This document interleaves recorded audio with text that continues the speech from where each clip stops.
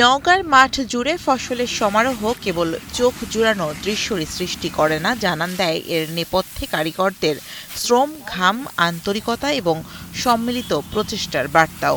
এর ফল হিসেবে খাদ্যশস্য উৎপাদনে দেশের তৃতীয় স্থানে উঠে এসেছে জেলাটি। শুধু খাদ্যে স্বয়ংসম্পূর্ণতাই নয়, অর্থনৈতিক বিবেচনাতেও যা ইতিবাচক বলে মনে করেন কৃষি কর্মকর্তারা। গত ১৫ বছর আগেও এই জেলায় যেসব ধানের আবাদ করা হতো তার বদলে আবাদ হচ্ছে নতুন জাতের ধান, যাতে বেড়েছে ফলন, লাভবান হচ্ছেন চাষিরা। মোটা, মাঝারি মোটা ও চিকন এই ৩ ধরনের ধানের আবাদ সবথেকে বেশি হয় এখানে। তবে স্বর্ণা ৫, হাইব্রিড, পারিজা, কাটারি, রণজিৎ, পাইজার, জিরা শাইল, গোল্ডেন আতপ, চিনি আতপ এবং কালোজিরা সহ অন্তত ৪০ প্রকার ধান চাষ করেন এখানকার চাষিরা। আগেকার যেসব ধান ছিল ওগুলো বাদ দিয়ে এখনকার যে উন্নত মানের বীজের যে ফলনশীল বীজগুলো এখন আমরা এখানে করতেছি।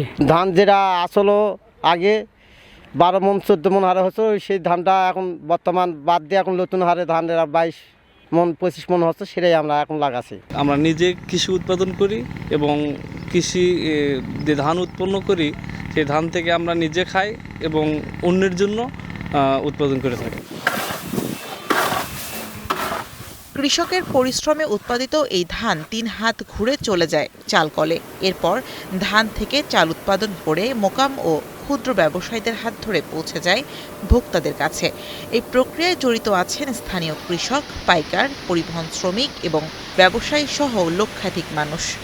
হাটে ধান কেনার পর সেখানে হচ্ছে আমরা আড়তদারি দিই, সরাসরি তো আমরা কিনতে পারি না, লোকবল লাগে হাটে।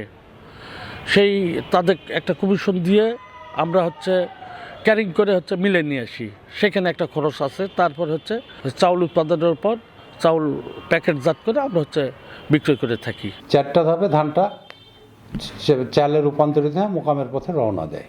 এর সঙ্গে আমরা যদি নওগাঁ জেলার, শুধুমাত্র নওগাঁ জেলার হিসাব করি, তাহলে এর সঙ্গে লক্ষাধিক লোক জড়িত। কৃষি বিভাগের তথ্য মতে জেলায় আবাদি জমির পরিমাণ ২,৬৪,২০০ হেক্টর।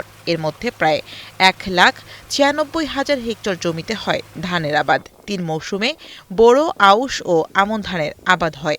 এই ৩ মৌসুমে জমির পরিমাণ প্রায় ৪,৪৪,১১০ হেক্টর, যা থেকে বছরে প্রায় ১৬,৫৬,০০০ টন চাল উৎপাদন হয়। এর বিপরীতে জেলায় চাহিদা ৪,৪৯,০০০ টন।